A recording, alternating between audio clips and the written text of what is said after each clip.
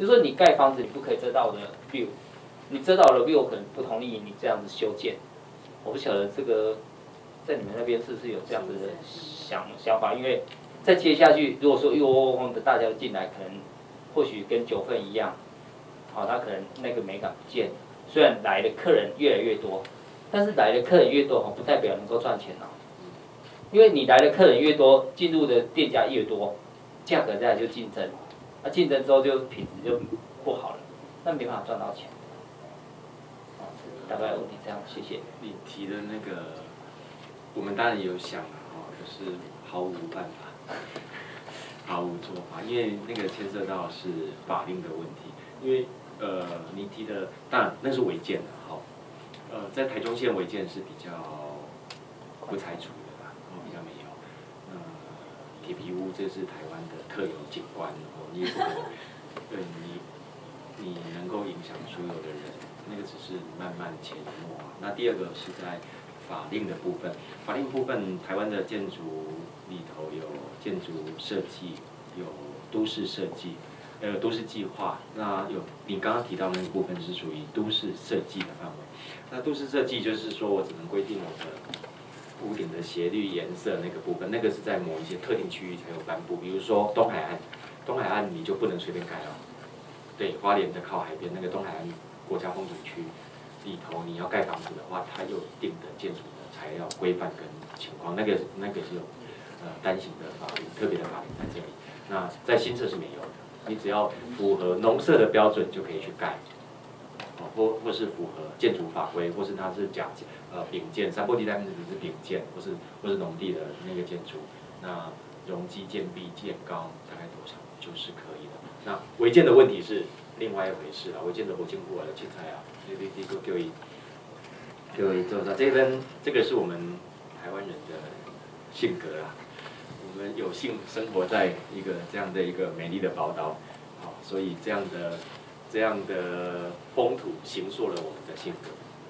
因为我们是生活在一个多灾多难的一个土地上面，这是真的，所以我们不会花100年的思考去盖一栋建筑物，不像欧洲啊，欧洲也无地震啊，无风台啊，所以物件起也袂歹啊，所以它一个教堂可以盖400年啊，它是用这样的逻辑，台湾怎么可能？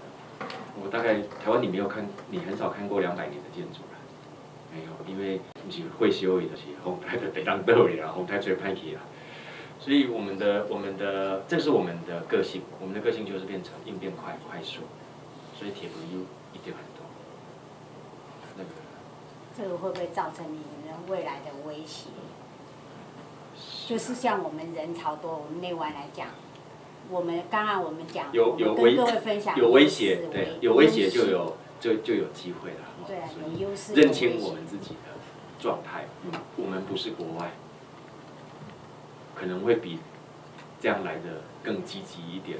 你都无可能叫人去弄做100年建筑啊，弄起甲所水的，伊都无这种生活美感，要叫伊去做这，这样不是办法的。伊都无迄个钱，一坪的建造成本，他只希望花2万块，他就希望能够生活、能够生产、能够做生意的。你叫他是花1坪建造费花6万块，要去被阿姨的名，他就活不下去了。这是事实，这是真的是事实。所以协会的，有时候协会也要面对现实啊。我们能做的是哪一些？哪一些东西可能不是我们能够做的？那当然，那个是观念的问题。我们可以讲，可以鼓吹，可是不能去强制人家。我懂。就说县政府有没有这些规定啊？没有。县政府，你不能只是为了休闲产业而影响其他人。毕竟在新社里面经营休闲产业的人，可能是人口的10%而已。其实90%的是做农业的、啊，他们有种香菇寮的需求，你不能因为这样全部叫他不能营业嘛？不可能，因为闲话。好，不能这样，这样我们太自私了。只是说，如果我把它做好，大家有人看到了，他觉得可以这样做得更好一点，那才是根本的解决之道。因为我们不是纽西兰。真的不是，我们没有那样的背景过来。是在台湾。台湾有那么多灾难，也会变成说我们有这么好的景观吗？像我们内湾来讲，你那个王理事长很清楚嘛，我们那边不是那个入口印象的地方很多铁皮屋吗？我们现在就是要变重化，我们明年开始就变重化，哪些可以建盖的，哪些可以做停车场，哪些就可以做公厕的，我们都会变重化，这样就不会破坏。那个一定是要公部门。对，公部门整个入口印象就可以改善。对，然后交通也可以做。因为协会没有任何的公权力。对，要有公权力。还是要靠公部门。对，那个是要公部门。靠公部门。但是大部分的政治人物都是4年的政绩。4年的政绩。对啊。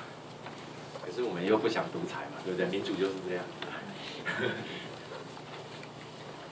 好，不知道各位伙伴有没有什么问题？